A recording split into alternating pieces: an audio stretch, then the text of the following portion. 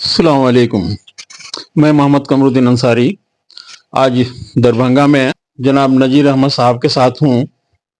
हमारे महाज के बिहार प्रदेश अध्यक्ष भी हैं और सबसे पहले उनको मुबारकबाद पेश करता हूँ। उम्रा करके आए तो जनाब उम्रा के लिए बहुत बहुत मुबारक आपको। कुछ अपने महाज की खास जो उपलब्धि 2024 में और आने वाले सालों में क्या क्या हो सकता है, बुद्धिजीवी हैं हमारे देश के, हमारे समाज के, एक तरह से मैं कहूं कि हमारे पसमानदा के धरोहर हैं। तो मैं उनसे जानना चाहूंगा हमारे पसमानदा की तरक्की के लिए और क्या क्या करना चाहिए, क्या क्या कदम उठाने चाहिए। उससे पहले मैं चाहूंगा कि वो जनाब अपने विषय में कुछ बताएं। 30 जून 2024 को मैं बिहार का सदर बनाया गया, बिहार के अध्यक्ष बनाए गए ऑल इंडिया पसमानदा मुस्लिम महाज का। मैं तब से लगातार मेहनत कर रहा हूँ, काम कर रहा हूँ। देखिए, सबसे पहली बात यह है कि आप पसमानदा जमात को बहुत करीब से समझिए। पसमानदा जमात में अंसारी बिरादरी के अलावा और भी जो बिरादरियां हैं, नट है, बक्खो है, या इस तरह के पमरिया है, रंगरेज है, थोड़ी थोड़ी आबादी वाली जो बिरादरी है, उनकी हालत आज भी ऐसा है कि वो आज भी नक्शे पर नहीं है, पटल से अलग हट करके चल रहे हैं। कोई सिरकी तान के नट बखों में तो आज भी देख लीजिए, गाछ के नीचे, पेड़ के नीचे, बांस के नीचे सिरकी तान के, राउटी तान करके जिंदगी काट रहे हैं। तो जरूरत इस बात की है कि पहले सरकार का ध्यान, जो जिस स्टेट में है, तो पसमानदा जमात के भाई जो जहां पूरे भारत में काम कर रहे हैं, पहली बात तो पसमानदा के बारे में सरकार को अवगत करावे कि पसमानदा की स्थिति क्या है। दूसरी बात है कि सबसे पहली जरूरत है हर स्टेट में जहां जो हमारे भाई काम कर रहे हैं, पसमानदा जमात का सर्वे करवाया जाए और ये देखा जाए कि पसमानदा जमात के लोग भूमिहीन कितने हैं। जितने पसमानदा जमात के लोग भूमिहीन हैं, संबंधित सरकार, माने जो लोग जिस स्टेट में हैं, संबंधित सरकार से कहिए कि या तो आप उसको पैसा दीजिए कि वो 5 डिसमिल जमीन खरीद के अपना मकान बना ले, या जमीन दीजिए। आज मान के चलिए कि वक्फ बोर्ड का मामला है, वक्फ बोर्ड की जमीन है, ठीक है, जो बेघर लोग हैं आप वक्फ बोर्ड की जमीन को डिस्ट्रीब्यूट कर दीजिए, उन्हीं लोगों को दे दीजिए जो बेघर लोग हैं, भूमिहीन लोग हैं। कम से कम पसमानदा जमात के लोग जो भूमिहीन है, अपना रहने को 5 डिसमिल जमीन तो हो जाएगा, अपना घर तो हो जाएगा। तो जमीनी हकीकत को समझिए। जमीनी हकीकत को समझ के अभी जो लोग कर रहे हैं, आपको वक्फ बोर्ड के बारे में इतना हल्ला चिल्ला कर रहे हैं, सब कुछ कर रहे हैं, वक्फ बोर्ड की जरूरत पसमानदा को है। जरूरत इस बात की है कि वक्फ बोर्ड की सारी संपत्ति पसमानदा जमात के हवाले कर दे। पसमानदा में जो वो लोग जो गाछ के नीचे राउटी तान करके जिंदगी बसर कर रहे हैं, ऐसे लोगों को जमीन दे करके बसाया जाए और कम से कम ये लगे कि वो जो वक्फ बोर्ड की जमीन है उससे गरीबों का भला हुआ। लेकिन जहां तक मेरा ख्याल है कि वक्फ बोर्ड में जितने भी बैठे हुए हैं आला अधिकारी, जो भी कुंडली मार के बैठे हुए हैं, लूट के खा रहे इतने वर्षों से, वो तो छोड़ने को तैयार नहीं है। देखिए, हमारे देश के प्राइम मिनिस्टर नरेंद्र मोदी जी ने पसमानदा का सवाल उठाया था, हमको बड़ी खुशी हुई थी। हम दरभंगा सर्किट हाउस में एक बार स्टेटमेंट भी दिया था, बयान भी, प्रेस कॉन्फ्रेंस भी किया हम, कि मोदी जी जो पसमानदा की बात किए हैं, बड़ी खुशी हुई। पसमानदा को एक उम्मीद जगी कि कम से कम कोई तो है पसमानदा का बात करने वाले। तो सवाल है कि जो वर्तमान सरकार भारत में चल रहा है, भारत की जो सरकार है, वो अगर चाह लेगी कि वक्फ बोर्ड की जमीन, वक्फ बोर्ड का पैसा दे करके, वक्फ बोर्ड की जमीन दे करके 5-5 डिसमिल जमीन पसमानदा को दे दे और वक्फ बोर्ड का पैसा दे के सबको पक्के का मकान बनवा दे, तो कोई बेघर नहीं रह जाएगा। चलिए, आपकी बातें अच्छी लगी हमें, लेकिन सवाल ये है कि वक्फ बोर्ड जमीन देगा क्यों? उन्होंने आज तक तो एक हॉस्पिटल नहीं बनाया, एक यूनिवर्सिटी नहीं बनाई हमारे गरीबों के लिए, तो कैसे उम्मीद कर सकते हैं कि वो गरीबों को बसने के लिए, उनके घर बनाने के लिए देगा? नहीं देगा। वक्फ बोर्ड थोड़ी दे रही है, गवर्नमेंट जो उस जमीन के बारे में अभी जो जगह जगह पर पूछ रहा है, लोगों का राय ले रहा है। आज जरूरत है मुसलमान के एक तबके की, जरूरत, एक तबके को जरूरत है। हम ये नहीं कहते हैं कि पसमानदा ही में बांट दीजिए, हम ये नहीं कहते हैं कि आप पसमानदा में बांट दीजिए। जितनी बिरादरी है मुसलमानों की, जहां जहां मुसलमान भूमिहीन है, चाहे वो जिस भी बिरादरी के लोग हैं, तमाम बिरादरी में उसको बांटिए। हमारा ये देखिए, इस सुझाव पर गौर कीजिए। हमको लगता है कि हमारी सरकार तक अगर ये बात पहुंच गई तो हमारे नरेंद्र मोदी जी, हमारे अमित शाह जी या दीगर लोग हैं, वो लोग इस बात पर गौर करेंगे। ये बहुत गौर करने की चीज है।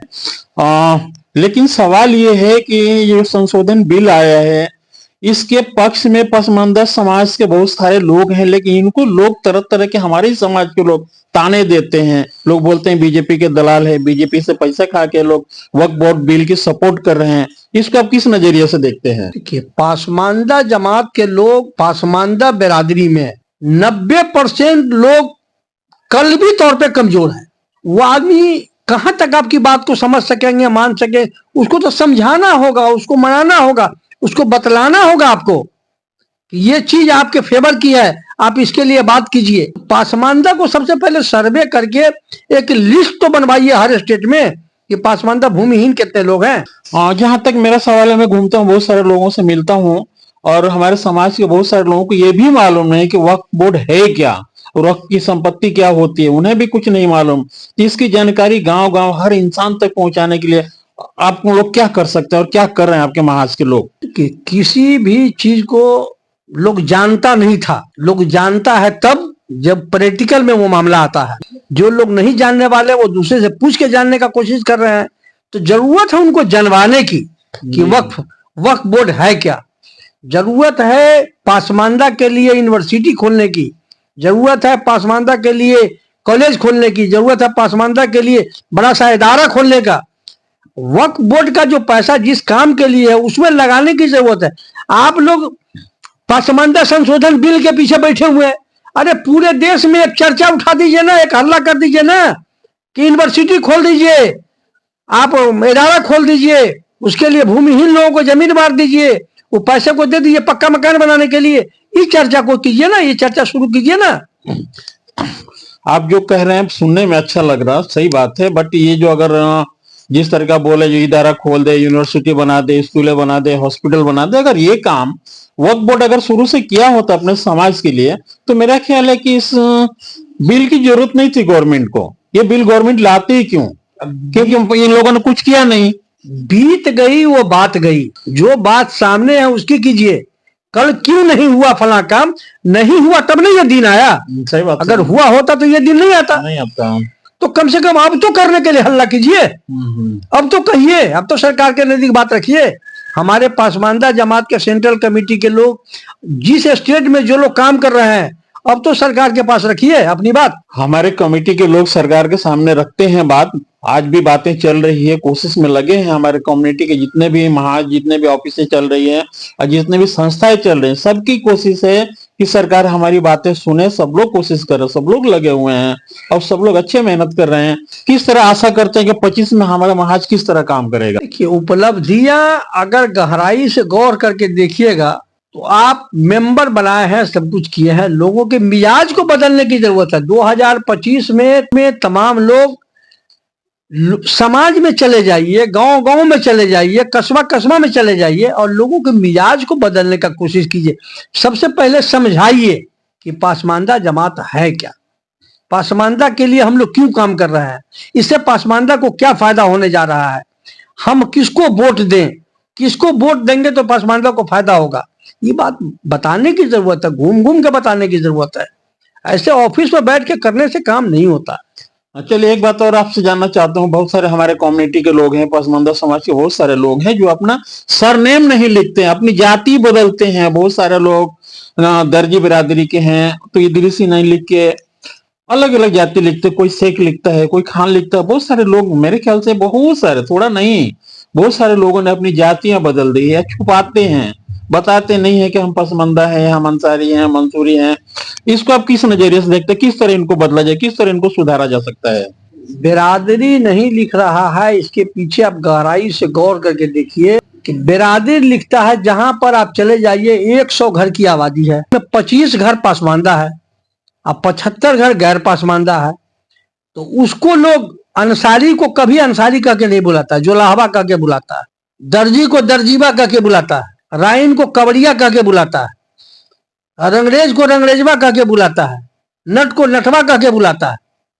तो कहने का मतलब है कि लोग इस तरह से अपने अंदर जो है ये इस जिल्लत को झेलते झेलते, बहुत सारे लोग, जो बच्चा पढ़ने लिखने लगा, पढ़ लिख लिया है, तो वो आदमी अपना टाइटल को बदल लिया है, बिरादरी के टाइटल को इसलिए बदल लिया है कि ताकि लोग आसानी से नहीं समझ ले कि ये जोलाहवा है, ये कवरिया है, ये रंगरेजवा है, ये पमरिया है।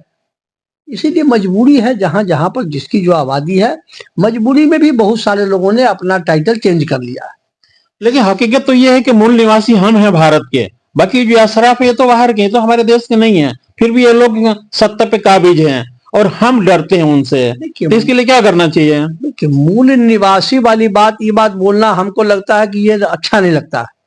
हम अगर कहें कि मूल निवासी हम हैं और फलानमा मूल निवासी नहीं है, ये कहने में अच्छा नहीं लगता है। हम लोग जो भी लोग हैं, अगर गौर से देखा जाए तो हम लोग कन्वर्टेड मुसलमान हैं, सुन्नी मुसलमान है, कन्वर्टेड है। चाहे हमारे पूर्वज जितने पहले कन्वर्ट किए हो, लेकिन हम लोग कन्वर्टेड हैं।